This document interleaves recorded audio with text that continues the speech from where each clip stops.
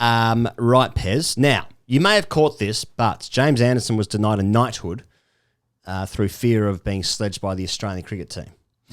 Now, I don't have a knighthood, nor have I played cricket for Australia, despite some myths that I'm trying to circulate through the internet. Do you have any great sledging stories from grade cricket or any test matches that you might have played? Well, I thought about this, and like I'm worried that I think I've told a few of them on the show. Like, got sledged hard by Phil Jakes. Yeah, I told that story. Got sledged quite hard in third grade by a high-profile current administrator in the game, who said "fuck off" back to Balmain. Yep, and I was pleased that you I'd been wrapped. remembered. Yeah.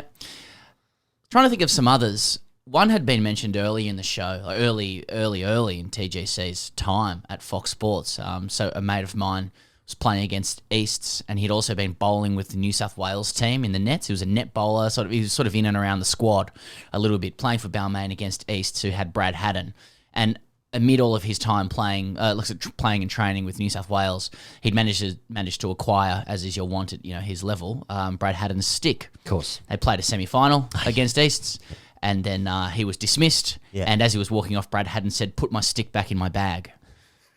I read one the other day as we were exploring Stuart McGill's early grade cricket career. He played at WA, but then he played in Sydney. That's right, yeah. And I read a story, I think it was from Jason Holley, friend of the show. It might have been Matthew Bradley. A Sutherland stalwart told this story about Stuart McGill bowling to a tail ender, some poor bloke coming out to face Stuart McGill, and McGill's basically bowled one, just ripped past the outside edge of the right-hander's bat, just missed off stump. Next one's pitched outside leg, just missed the off stump. Third one's pitched outside again, leg again, clips the off bail. And McGill says, "That's the best 3 balls you'll ever face, motherfucker." There's something. McGill's king. Yeah. McGill's king. Anything? I was thinking about this in the relation to the James Anderson thing, like he was scared of being sledged, and like. I wondered if there's an element here where the higher you get, the more professional you get, the more bored the players get, so they just start having to sledge. Because like I can't really think of a story in any. I played grade for 13 years or something, and I can't think of a story, an anecdote which is worthy of discussion, other than like the blur of just being called a fuckwit, shit, you're a cunt, I slept with someone in your family, that kind of That's even bizarrely specific as well. Yeah. Which serves your point, because it's all just a big cesspool of swear words. My memory was just this cacophony of like play and miss, like, way! Yeah, just noises. Just fucking noises. It's a symphony of noise. It's like being in a zoo. Yes. Like, and just there's some chirping, there's a fucking elephant in the background, bear's doing a thing. What's that penguin doing? Sometimes you're waiting to go into bat and you think there's no sound out there because there might be a bit of wind or something. Oh, it looks quite friendly and quiet, and you like that, and you go out there. And sometimes there is chat, but you can't quite hear it. You can just hear the low register of someone's voice saying something mildly abusive towards you, and you don't know what it is. Yeah, sometimes you would hear the vibrations. You would feel the vibrations in your direction, and you would be caught up in the cacophony of those vibrations. Someone else laughs after that as well, like, oh, what did they say? Yeah, but then like if you don't hear it, then your curiosity gets the better of you, wanting to be like, what did he say? Well, yeah, but you can't look. You don't want to look. You don't want to move your eyes that way. It's like any bowl. Don't turn around.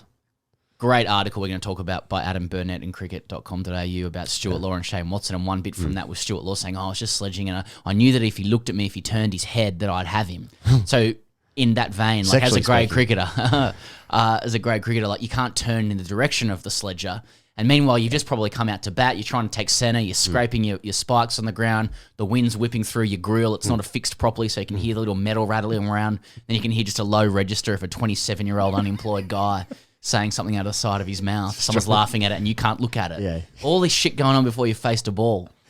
Pez, I'm going to, what's the one question that we as incoming batsmen want to know in that? We could be batting, let's say you and I batting 5 and 6. Okay. Outcoming batsman's the opening batsman. It's a great pace attack. You're aware of a great pace attack. It's seaming, doing bit. It's going through the chest. That's right. This will be a test for my technique outside off bail. What's the one question you want to know from that outgoing batsman? Much chat out there? That's all we want to know. Will I be forced to absorb a level of a symphony of abuse without being able to look at it. Yeah, exactly. While trying to affect technical skills that I've not been able to affect for a long time. You've been thinking about this moment all week. You've been in the nets. You have an extra hit during the week on a Wednesday for some reason. Extra throwdowns, front foot press, trigger movements, squirrel grips, fucking all this shit. Much chat up there? Yeah. That's all we want to know. Pez, what's happening? So they were right not to... fuck yeah, they were right. Yeah. Yeah. Oh, yeah. And the good thing is because they haven't done that, now Australia they won't be able to use this ever again.